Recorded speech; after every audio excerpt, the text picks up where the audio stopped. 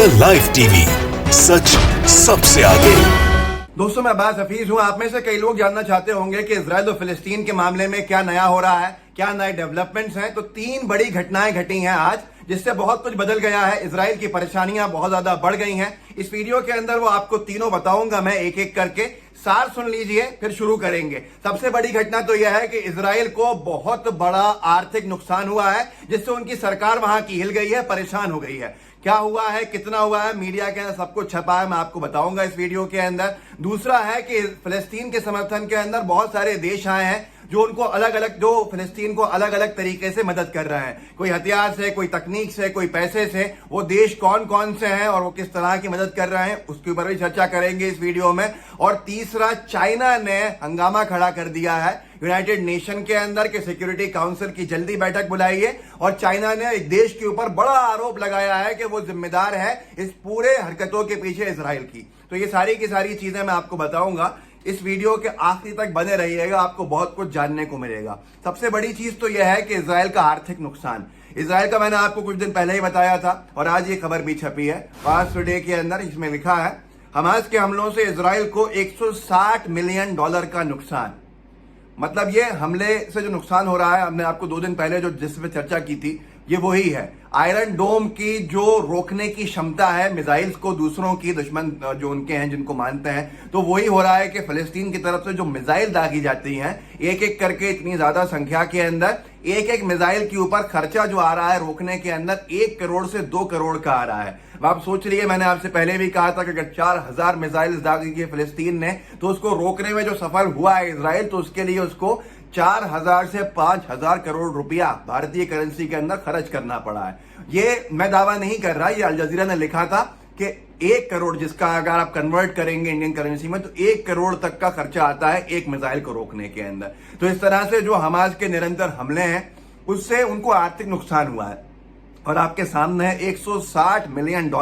मतलब पूरी तरह से वहां का जो सरकार है वो परेशान हो गई है। फाइनेंस मिनिस्ट्री के ऊपर बहुत सारे सवाल खड़े किए जा रहे हैं। फाइनेंस मिनिस्ट्री, डिफेंस मिनिस्ट्री के ऊपर कई सवाल खड़े कर रही है इजराइल की, कि इस तरह से तो हम सड़कों के ऊपर आ जाएंगे, बर्बादी, हमारी तबाही हो जाएगी, हम किस मुंह से अपनी जनता का सामना करेंगे, चुनाव के अंदर क्या होगा, हमारा जनता को क्या खिलाएंगे। ऐसे अगर ये चलता रहा तो आयरन डोम जो उनके लिए सुरक्षा कवच था, वो उनके लिए बर्बादी का कवच बनने लगा है। मैंने इससे पहले भी कहा था, और आज आपने देख लिया, $160 मिलियन का नुकसान। ये कोई छोटा मोटा नुकसान नहीं है, ये बहुत बड़ा नुकसान है। और आगे अगर ये चलता रहा तो इसकी वजह से मतलब तबाह और बर्बाद हो जाएंगे आर्थिक तौर पे इजरायली। तो इससे उनकी परेशानी बढ़ गई है। वहां की जनता भी सवाल खड़े कर रही है कि इस तरह से अगर आर्थिक नुकसान होता रहा तो हमारी नौकरियों का क्या होगा, हमारे व्यापार का क्या होगा।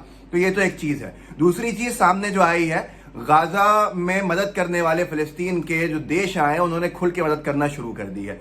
अमर उजाला ने छापा भी है कि गाजा में संघर्ष इजराइल के बराबर तो नहीं, लेकिन कम भी नहीं है हमास की ताकत। जानिए कौन है मददगार। मतलब यह है कि जो फिलिस्तीन को हल्का समझ रहे थे, उनको अब यह समझ में आ रहा है कि फिलिस्तीन कहीं से कम नहीं है, क्योंकि जो दूसरे देश आके उसकी मदद करने के लिए मिले हैं, उन्होंने उसकी ताकत को दिन दोगुना रात चौगुना बढ़ा दिया है, और उसकी वजह से ही वो आमने सामने खड़े हैं।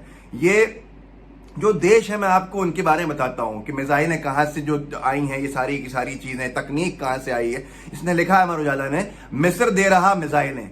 माना जा रहा है कि फिलिस्तीन को ये मिसाइलें मिस्र दे रहा है, और वो सुरंगों के माध्यम से ये पहुंचाता है, क्योंकि नजदीक है ये देश, और इनकी क्षमता भी बहुत ज्यादा है, और इससे वो हमले करते हैं और अपने जवाबी कार्रवाई करते हैं। जबकि हमलों के अंदर अगर देखा जाए तो इजराइल के अंदर कोई ऐसी कैजुअलिटी नहीं है जितनी सिविलियंस को मारने के अंदर फिलिस्तीन के इजराइल आगे। बच्चों को मार रहा है, रेजिडेंशियल बिल्डिंग्स के ऊपर मिसाइल गिरा रहा है। ये युद्ध के जो है एटिकेट्स नहीं है, ये एथिक्स नहीं है, ये तरीका नहीं है, ये परंपराएं नहीं है, ये नियम नहीं है कि आप किसी भी देश के सिविलियंस पे हमला करें। फिर भी जो लोग बेशरम इस बात के ऊपर भी कहना है स्टैंड विद इजराइल, तो उनको शर्म से डूब मरना चाहिए पानी के अंदर।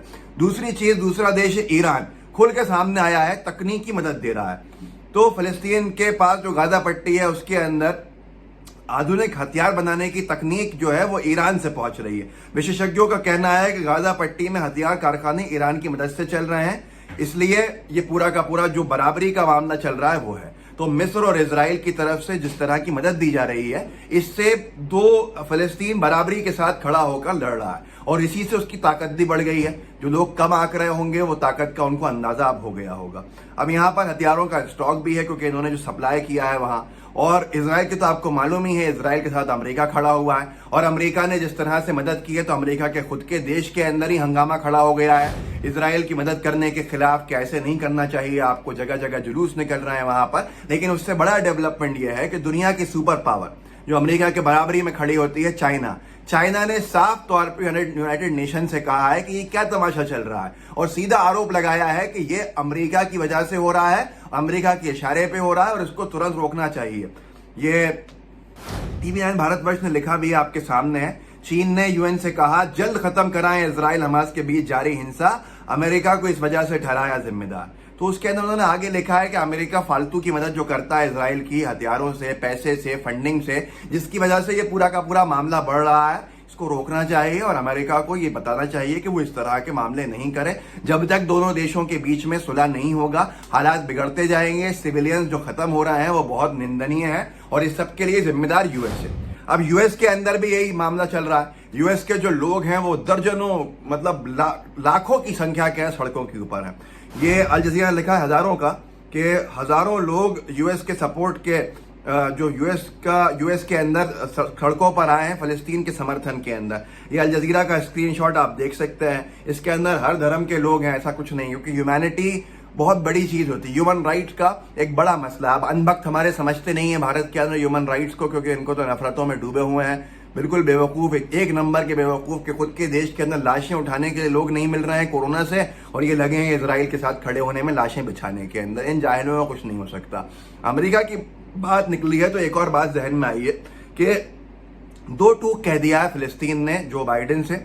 उन्होंने बातचीत करनी चाहिए। उन्होंने कहा जो बाइडेन साहब और अमेरिका की सरकार जो थी वो हमेशा की तरह का जो अपना एजेंडा है उसके ऊपर थी कि फिलिस्तीन झुक जाए और इजराइल में जो कब्जा उसने और कर लिया उसको छोड़ दे और इसके साथ ये युद्ध खत्म हो जाए। तो फिलिस्तीन ने दो टूक कहा है कि इस तरह से युद्ध खत्म नहीं होगा। हर बार हम झुक जाते हैं आपके कहने के ऊपर, दूसरों के कहने के ऊपर, लेकिन उससे हमारी जमीन चले जाती है। हमारी जमीन इजराइल छोड़े, पीछे हटे और इजराइल बराबरी से बात करे। हम जब तक नहीं झुकेंगे, जब तक वो जगह नहीं छोड़ेगा, जब तक बराबरी की बातचीत नहीं होगी और इस तरह के अगर आपराधिक हरकतें जो इजराइल की हैं वो अगर नहीं रुकेंगी तो हम अपने आखिरी दम तक लड़ेंगे। तो ये सारी की सारी चीजों से बहुत कुछ हंगामा खड़ा हुआ है, जिसको लोग समझ रहे हैं कि अब मामला वैसा नहीं है जैसा पहले था। लेकिन इजराइल की निंदा करने में जो लोग पीछे हट रहे हैं, मुझे अफसोस होता है उनके ऊपर, क्योंकि इजराइल ने न जाने कितने बच्चों के ऊपर हमले करके फिलिस्तीन के 2 साल, 1 साल, 6 महीने, 4 साल, 5 साल, 10 साल,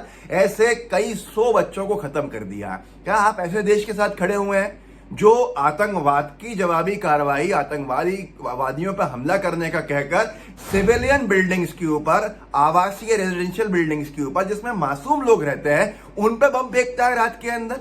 न जाने कितने बेगुनाह लोग मारे जाते हैं, न जाने कितने बच्चे खत्म हो गए। 300, 350 बच्चों का खत्म होना। आप फिर भी इजराइल के साथ खड़े हुए हैं तो माफ कीजिएगा, आप पे नफरत हावी है और आप एक धर्म विशेष, समुदाय विशेष से नफरत में डूब गए। आपको ना इतिहास पता है, ना पीछे का कुछ पता है। 1948 में कैसे ये इजराइल बना आपको कुछ नहीं मालूम है। अटल बिहारी वाजपेयी जी का मैंने वीडियो दिखाया कि कैसे अटल बिहारी वाजपेयी जी उस जमाने में जनता पार्टी की तरफ से फलस्तीन का समर्थन करते थे। भारत ने हमेशा फलस्तीन का साथ दिया। यासिर अराफात साहब जब जिंदा थे, जो वहां के स्टेट हेड थे जिन्होंने पूरा संघर्ष का सामना किया, उनको बाकायदा नोबेल पीस प्राइज दिया। यहाँ पे बहुत सारे अवार्ड दिए हैं। नोबेल पीस प्राइज भारत ने पीस प्राइज दिया है यहाँ से, और भारत ने बहुत सारे अवार्ड सम्मानित किया, उनको एम्बेसडर बनाया है बहुत सी चीजों का। तो ये सारी की सारी चीजें जो हैं ये अनभक्तों को मालूम नहीं है। अनभक्तों का जन्म 2014 में हुआ है, भाजपा के नेताओं का जन्म 2014 के अंदर हुआ है। इससे पहले देश की कल्पना इनकी है ही नहीं। ये मानते ही नहीं है कोई देश भी हुआ करता था। तो ये दुखद है और ये बहुत ही दुखद बात है, जिसकी वजह से आज पूरे अनभक्तों की शामत आई हुई है। कभी नौकरी से निकाले जा रहे हैं तो कभी लोगों की नजरों में जलील हो रहे हैं। तो ये सारी की सारी चीजें आप आगे बताइएगा कि कैसे आर्थिक तौर के ऊपर इजराइल कमजोर होता जा रहा है। इजराइल को ये युद्ध बहुत भारी पड़ रहा है, हमेशा की तरह नहीं, लेकिन क्योंकि जो उसका आयरन डोम का जो ट्रिक निकाली है फिलिस्तीन ने, वो उसके ऊपर भारी पड़ गई है। आप सोचिए, कल्पना कीजिए कि एक मिसाइल अगर फिलिस्तीन दागता है तो उसको रोकने में सफल हो जाता है इजराइल, लेकिन उस एक मिसाइल को रोकने में 1 से 2 करोड़ रुपया खर्च करना पड़ जाता है। तो ये सारी की सारी चीजें उसको आर्थिक तौर के ऊपर कमजोर कर रही हैं। अमेरिका उसकी आर्थिक तौर पर मदद करता है तो चाइना उसके पीछे लग गया है कि यूनाइटेड नेशन की तुरंत मीटिंग बुलाई है रक्षा परिषद की, सुरक्षा परिषद की, और इस तरह से मामला नहीं चलेगा। ये अमेरिका की मदद को रोकना पड़ेगा और इजराइल को समझाना पड़ेगा। तो ये सारे की सारी चीजें बता रही हैं कि इस बार बहुत कुछ अलग है, लेकिन फिर भी बेकसूरों के हत्यारे इजराइल के साथ जो लोग खड़े हैं, मुझे उन पर बहुत अफसोस होता है कि वो नफरत में अंधे हो गए हैं। तो इन सारी चीजों को आप आगे बढ़ाइएगा, व्हाट्सएप पे साझा कीजिएगा, लाइव टीवी को साथ में सब्सक्राइब भी कीजिए, बेल आइकन भी दबाइए। जय हिंद, जय भारत। द लाइव टीवी, सच सबसे आगे।